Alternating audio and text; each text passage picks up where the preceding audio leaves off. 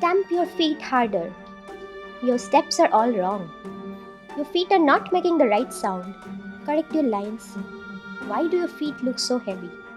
Work on your lower body. Tuck your bum in. No hip movement. Touch the floor. Bend. Bend more. Bend till it hurts. Enjoy the pain. Words crept against my brain as I lied down exhausted in my stark white hostel room. I tried to find comfort in the lingering smell of the oil my roommate was massaging her knees with. That smell spelled care. Setting alarm for 5 in the morning, my innards groaned. I looked at the calendar where my friend kept striking the days off.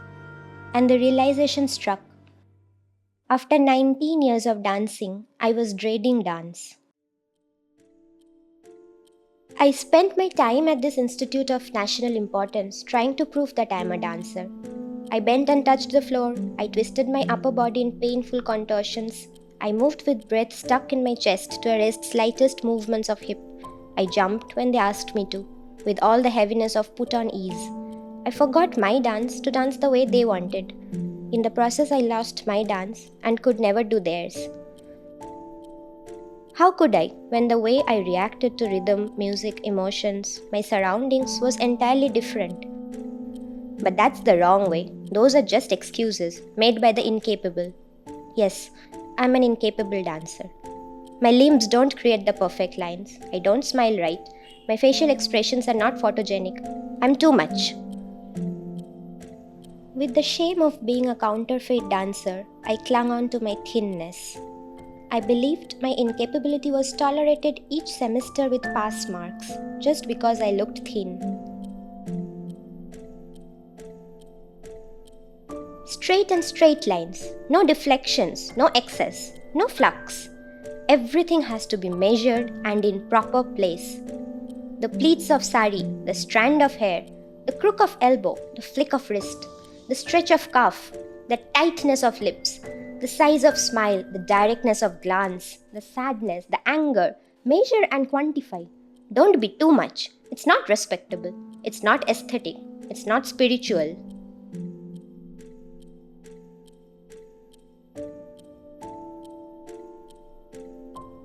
Sadly, this is not the story of one college. Wherever you turn, be it a conservative space or a progressive one, you cannot escape reiterations of this casteist telling of cultural history and the violent aesthetic demand to fall in line. Where will one run?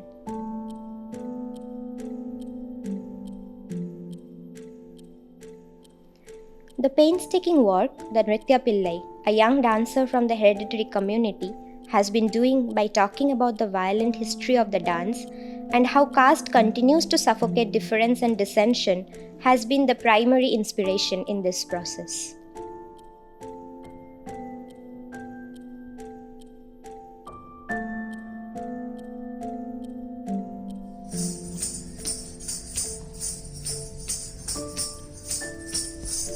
I'm still not free from the gaze. I don't find my body beautiful when it moves in the way it wants to. But the happiness of moving the way I want is much bigger than the shame.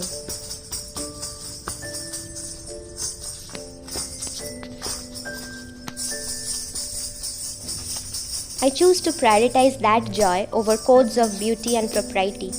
Maybe one day I'll overcome the internalized shame and won't cringe at my happiness anymore.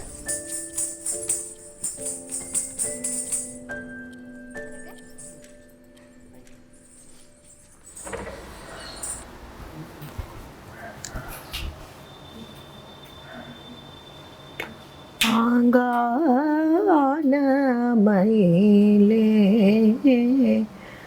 அதிகமயலால் மதிமயங்கி. அதோட first you remember the first part of the pa pa ma ga ma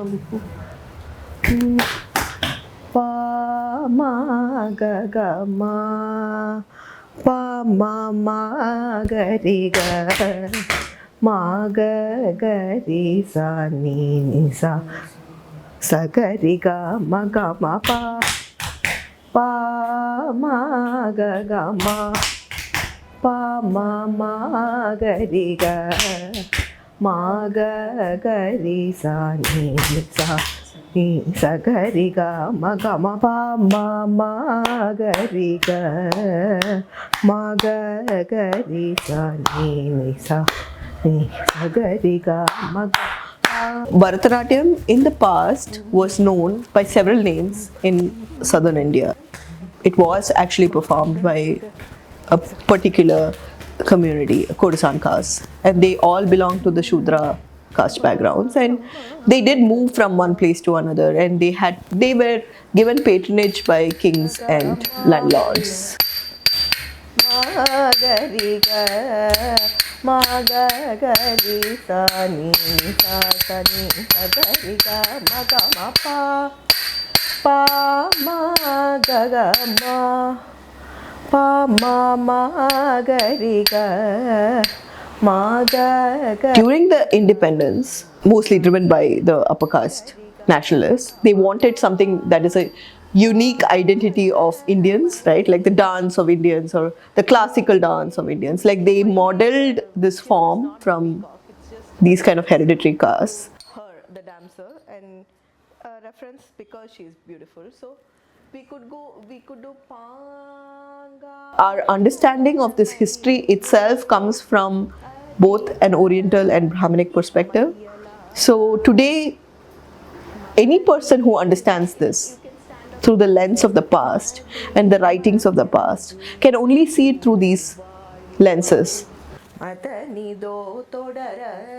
More than a temple background that it is given today, it is actually a feudal setup that actually ran this.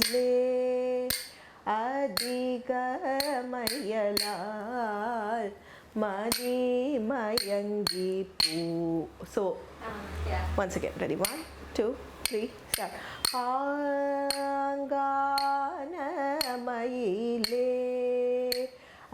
For me, like using the term hereditary dancing communities is actually an alternative way of using language that is less problematic than using terms like Devadasi community or Devadasi or many of these terms which have stigma inducing connotations. So that's what my idea of using the term hereditary dancing communities is. And when I speak of these communities or this dancing caste, I specifically mention Shudra castes from southern India, predominantly Tamil Nadu. I speak for mostly people from Tamil Nadu because I am from here.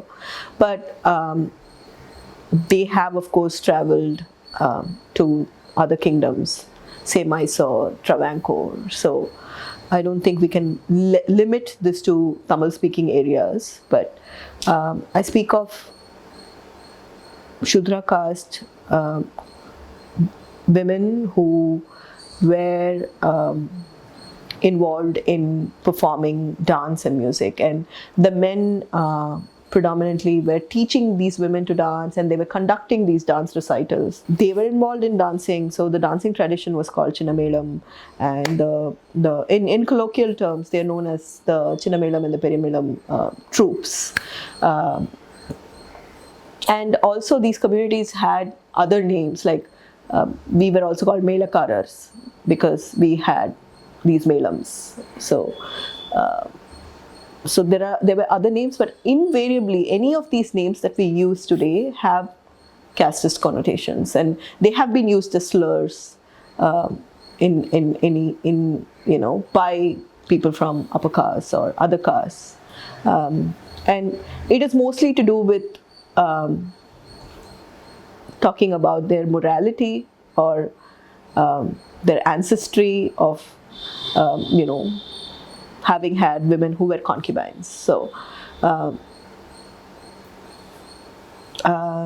so my way of dealing with this or negotiating with this history is to use terms like hereditary dancing castes and sometimes hereditary courtesan castes.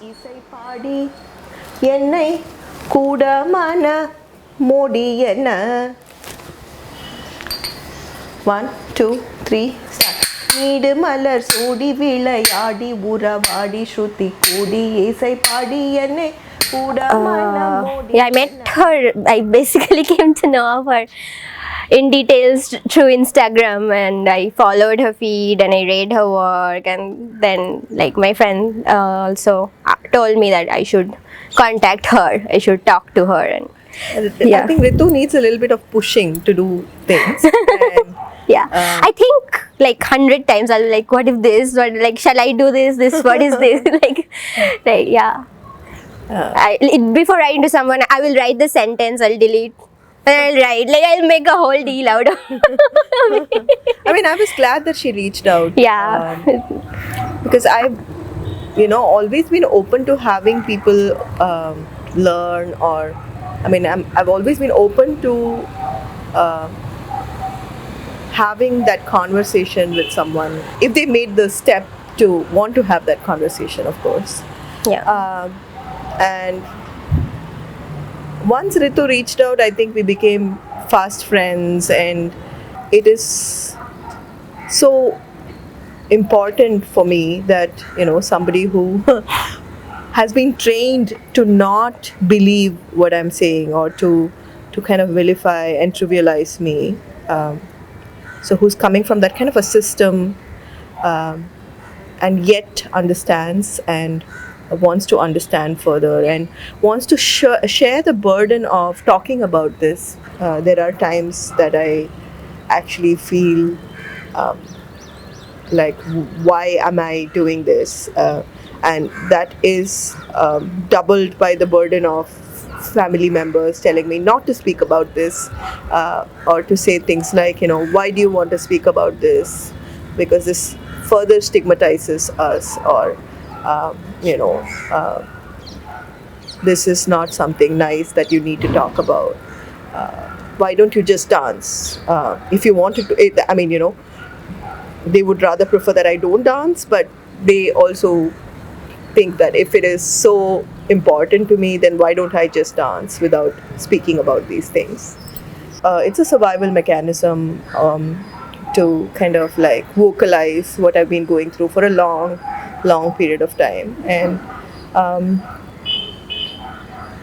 whenever I have one of these controversial issues, and they happen to me all the time, I think when Ritu reached out to me, I think I was going through one such issue, and we kind of started getting together on things. Like I would call her first, and from this being a very lonely kind of journey, where it was always me having to deal with all of this that goes on, it's now become we. And I just hope that the numbers increase and people understand what is going on. And I think it is time that we thought about notions of what is classical, notions of what is folk, and the exclusionary politics that lie at the heart of all of these notions, right? Like, and this began through what we call cultural nationalism that happened during the period of independence, and where most hereditary practicing courtesan castes were kind of criminalized, and the art form was then grafted onto the bodies of upper caste elites, and they somehow became respectable people who could dance this form. So I think these processes, what we are talking about, are systemic problems, structural problems. We are not talking against one person here. It's not a one-person issue, and this is a systemic issue. And every time I face a controversy or a problematic situation, I think I realize how big a systemic issue this is. And it is time that we come together to deal with these kind of structural issues that are very much part of the realms of what we call classical dance today. Yeah. Yeah, and I also had to come to you, like when I started thinking and I started writing about this, I was like, okay, I cannot write and think these things and go on doing that dance.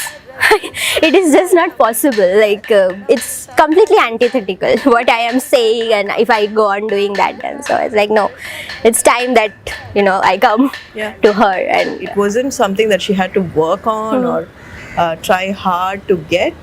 It was I had to remember my yeah, dance. yeah. So Right. I remember that one step you were teaching, like it was in one of the Varnam, and it goes like this, and I was doing it like this, which Yeah. is Kalakshetra, very Kalakshetra. The And slang. I have done this before, but to bring it to my body, it was so much struggle. Remember, we had to do it so many times. I knew it, like and it was so joyful to be able to move my body Yeah, like yeah. this, not to be like this.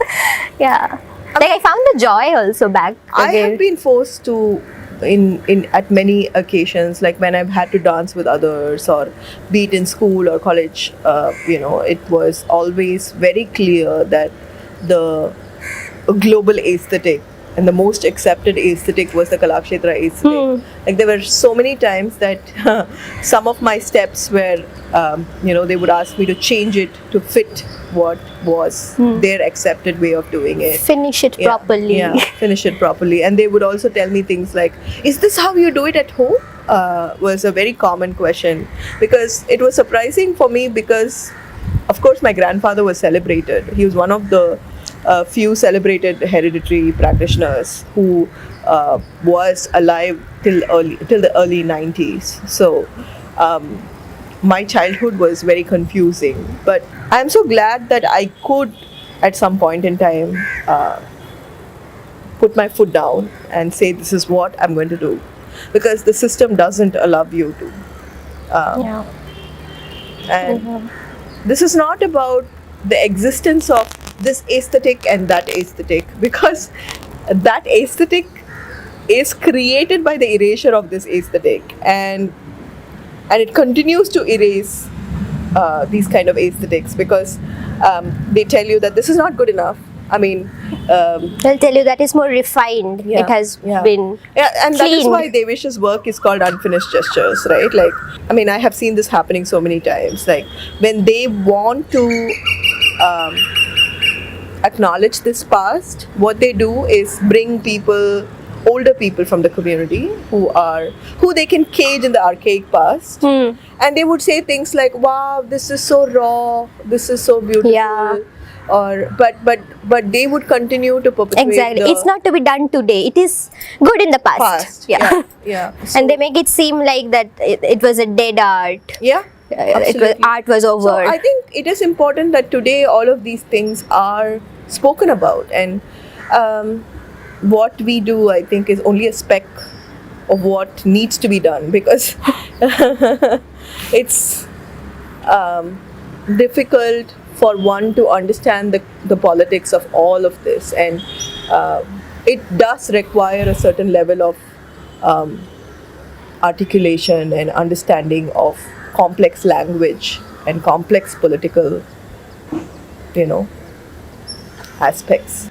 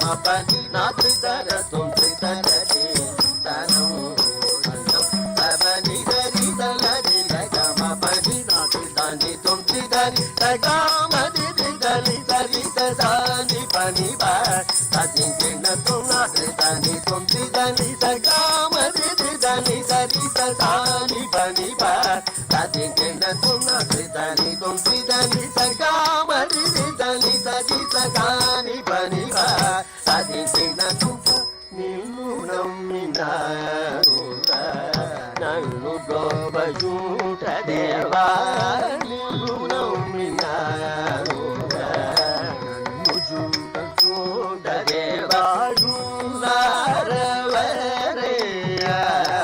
పల్లగ యుల్లరవరయ్య పల్లగ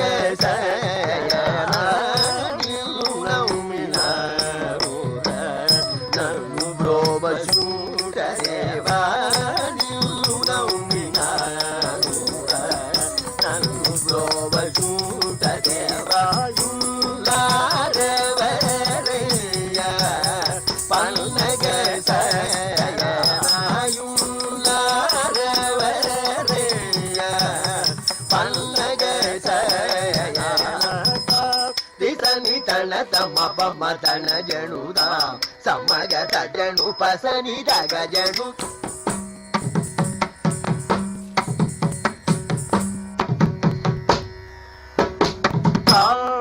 ని తన తమ తన జనుదా సమగత జను పసని దగ జను